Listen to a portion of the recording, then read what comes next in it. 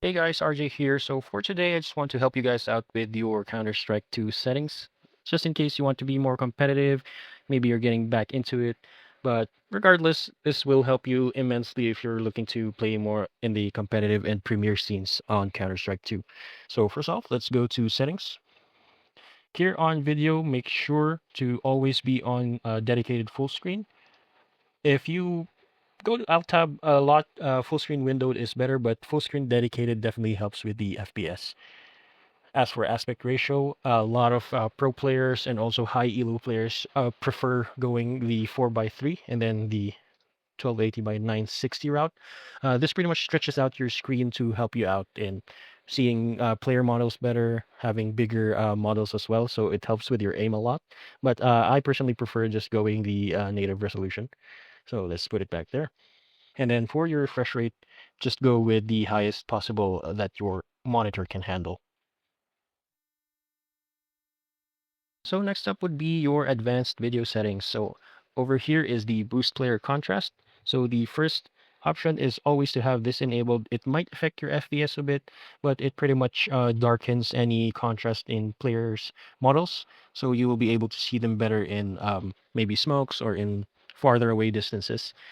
And as for VSync, always have this disabled because it really just caps off your FPS. It doesn't really help out with your gameplay that much. And then on your NVIDIA Reflex Low Latency setting, let's just have this, preferably you have this enabled plus boost, but enable this better if the boost is affecting your performance or your FPS.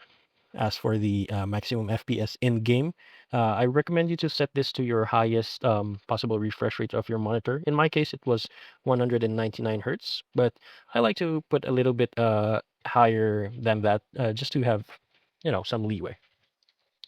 Moving on to our presets here. So over to the multi-sampling or anti-aliasing, we usually recommend just going 2x or 4x, 8x if you have a pretty decent system. But if you're going the widely stretched resolution that I talked about earlier, where you go 4:3, 2x and 4x is fine enough to make your models a little bit better.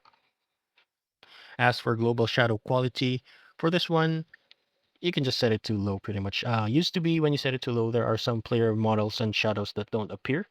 But as you can see here, it does still appear and it gets rid of a lot of other shadows as well, like for the environment. So it really helps you out immensely. But I personally just prefer better, graphics all in all. So I just go for high or very high. As for the model and texture detail, you can just set this to medium. Usually of course, it doesn't really affect that much. More so just the details of the gun models or the skin models. But pretty much if you set it to low, as you can see, it doesn't really change that much. Maybe it's a little bit grainy on the edges, but yeah, just set it to low for more performance or more FPS.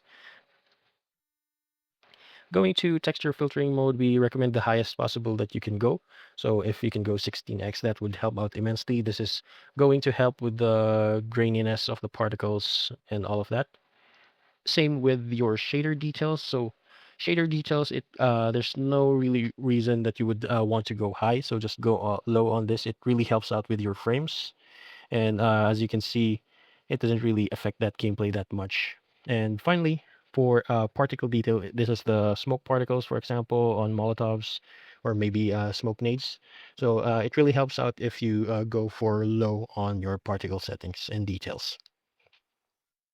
As for ambient occlusion, just go medium on this. It still helps out a bit on the shadows on the sides, as opposed to going disabled. As you can see, there were shadows on the bottom of the feet. You can see there. So it just helps you out a little bit, maybe a little bit of advantage when looking at shadows. And then for HDR, um, pretty much you would just want to choose your preference on this. But of course, if you want more frames, just go for performance as well. And finally, the fidelity super resolution over here. I recommend just disabling it completely if you're already at a good FPS. But pretty much this is tied to your system's resolution. So try out all of it. I highly recommend that you try out each and every one and then just go to your practice tool if it's affecting your FPS. But for me, this is the best one that there is. Next up, game settings here. just check this. You can go to your crosshair and pretty much more on your preference as well, but this is really helpful. You can check out the pros or pretty much anyone you see in game as well that you have a good crosshair or a preference on your crosshair, and you can copy their code. You can pretty much copy their code and uh, see, as you can see here, you can share or import. So if you import their crosshair, you'll be able to copy it. You can also choose settings here, as you can see. So this is a little bit of your preference. A lot of people do red or high contrast, so they are able to see their crosshairs as well. Next up is going to your item settings. So sometimes I prefer removing the silencers, but I highly recommend not to. So just disable this if you want for your view model position and your preferred left or right handedness. Of course, that is up to you. First person tracers always have this enabled, of course, so that other players will see. And always show inventory. Of course, you need to see this so you know what's on your inventory. If you have utility like smokes, nades, and all of that.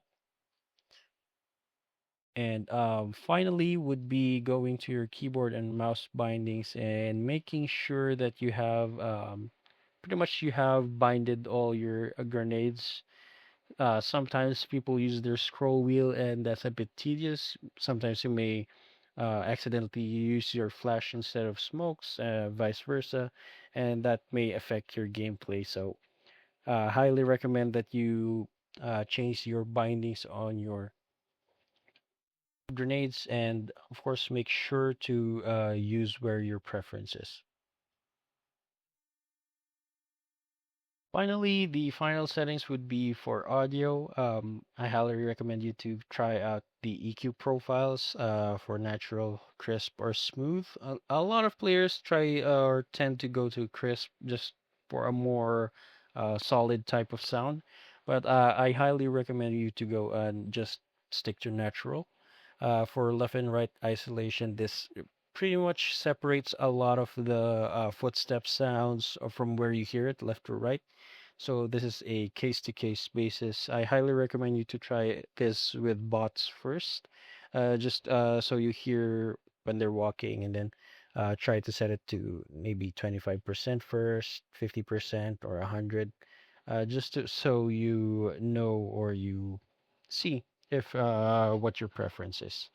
And finally, for perspective correction, I highly recommend for you to turn this off since it's a kind of a weird setting. It might be useful for players who play on speaker, but that's not really the case for most people. So just turn this off, preferably. So yeah, that is all for today in helping you out with your settings. And may you have a good day. And we hope I helped you out.